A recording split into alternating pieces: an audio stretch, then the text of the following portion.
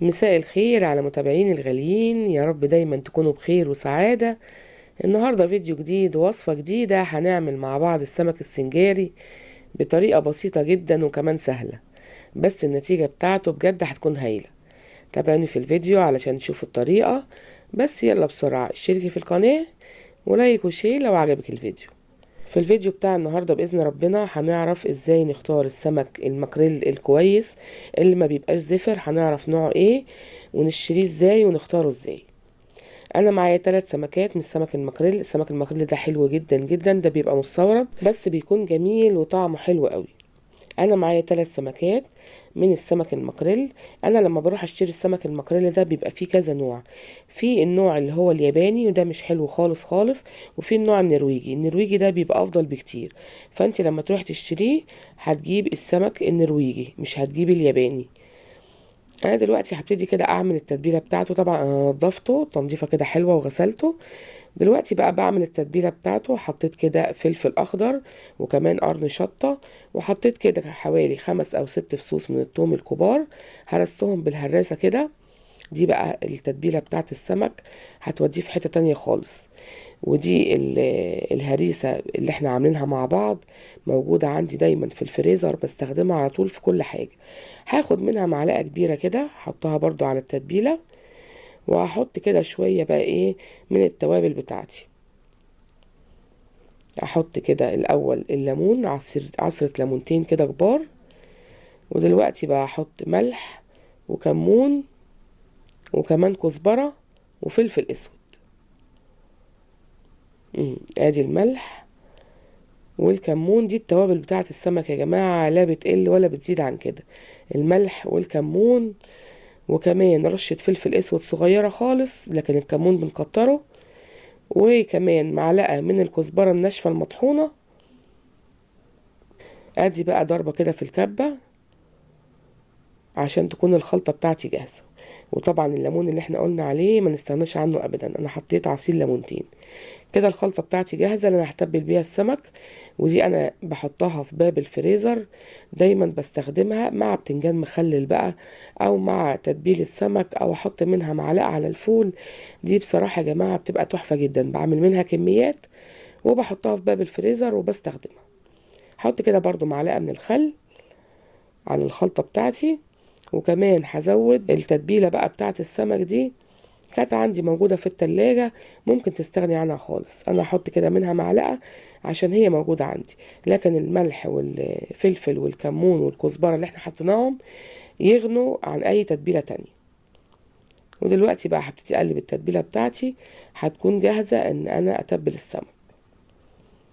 هجيب بقى السمك بتاعي كده، وهبتدي بقى ان انا اعمل له فتحات بالجنب كده زي ما انتوا شايفين، او بالورب كده، علشان اتبله تتبيلة حلوة. انا قلت في نوعين في السوق، السمك الياباني والسمك النرويجي. الياباني ده ما تشتروهوش ولو ببلاش، ده بيبقى زفر جدا وما بيبقاش حلو خالص لما بيدخل الفرن، او بتشويه او بتقليه او بتعمليه اي وصفة، بيبقى ريحته زفرة جدا.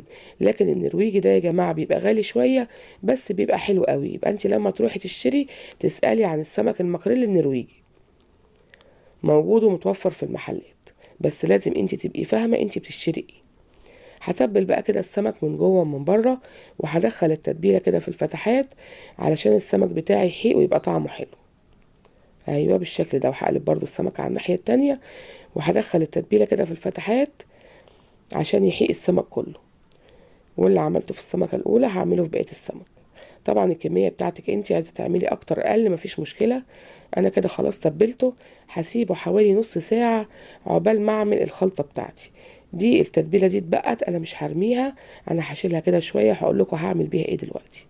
بصوا بقى معايا، هعمل حته خلطه كده يا جماعه ملهاش حل. خدت بصلايه كبيره قطعتها جوليان، وقرنين فلفل اخضر قطعتهم بالشكل ده، وطماطم، وكمان كزبره، وكام فص ثوم قطعتهم صغير، وليمونتين. دي الخلطة بتاعتي اللي انا هعملها. ناقص حاجة؟ ناقص حاجة مهمة جدا، بس للأسف انا نسيتها النهاردة، او مش نسيتها، ما كانتش موجودة عندي، ما لقيتهاش عندي في درج التلاجة، بس قلت مفيش مشكلة، انا هقول لمتابعيني عليها وهعمل السمك وخلاص. جزرايه كده مبشوره، هتبشريها مع الخلطه اللي احنا هنعملها دي، هتودي الخلطه في حته تانية خالص. دي مهمه جدا، بس زي ما قلت لكم ما كانتش موجوده عندي.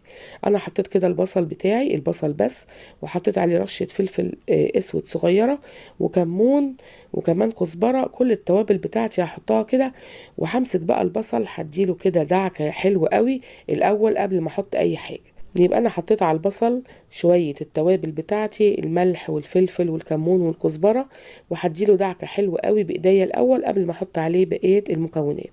دلوقتي بقى حطيت الفلفل، وحطيت كمان الطماطم والكزبرة والثوم، وكان عندي كمان فلفل الوان في الفريزر حطيته. ودي معلقة الهريسة اللي انا كنت عاملاها، او التتبيلة اللي انا تبلت بيها السمك وشلتها، هضيفها برضو على الخلطة بتاعتي، وهعصر كمان ليمونة.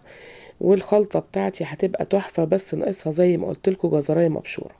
دي مهمة جدا، بس عشان ما لقيتهاش عندي النهاردة وكنت مطلعة السمك وهعمله، فقلت مفيش مشكلة هعمله من غير الجزر. بس عملت معاكم سنجاري كتير، لازم احط جزرايه مبشورة. خلاص كده الخلطة بتاعتي جاهزة، ريحتها وطعمها يا جماعة تتاكل حاف. مفيش بعد كده. جبت بقى طاجن بايركس، عايزة تجيبي صينية، عايزة تجيبي اي حاجة تعملي فيها، مفيش اي مشكلة. حطيت كده شوية خلطة من تحت، وحطيت عليها كده الثلاث سمكات بالشكل ده. بس كل سمكة هحط فيها كده معلقة صغيرة مش كتير، يعني مش هكبس خلطة كتير من جوه عشان تستوي معايا. معلقة صغيرة كده احطها كده جوه السمكية. زي ما انتوا شايفين كده انا بشيل التتبيله اللي انا كنت تبلت بيها السمك من فوق السمك عشان لما يدخل الفرن ما يتحرقش. اهي بصوا التتبيله اللي فوق السمك دي انا بحاول ان انا احشها كده بايديا، عشان لما السمك ده يدخل الفرن هتبص تلاقي التتبيله دي او الخلطه دي، تبص تلاقيها اتحرقت. فانا بشيلها كده وهعمله تكايه كده بسيطه معاكم، هتديله لون حلو قوي قوي. خلاص كده انا حطيت بقى الخلطة فرشة من تحت، وكمان حطيت حاجة بسيطة جوه السمك من الخلطة. جبت بقى معلقة كده من زيت الزيتون، وحطيت عليها نص معلقة من البابريكا، وما تزودوش عشان انا زودت شوية وكان اللون بتاعه غامق حبة، بس رشة بسيطة من البابريكا. ادوبهم كده مع بعض، وبالفرشة هروح دهناه كده عشان يديله لون حلو. ايوه كده بالشكل ده. ودلوقتي بقى انا هدخله الفرن على درجة حرارة عالية، اعلى درجة عندك في الفرن. متحاوليش تدخلي السمك ابدا، حتى لو انتي بتقليه او بتشويه، السمك دايما بيتحط على درجة حرارة عالية. يعني اعلى درجة حرارة في الفرن بتدخليه.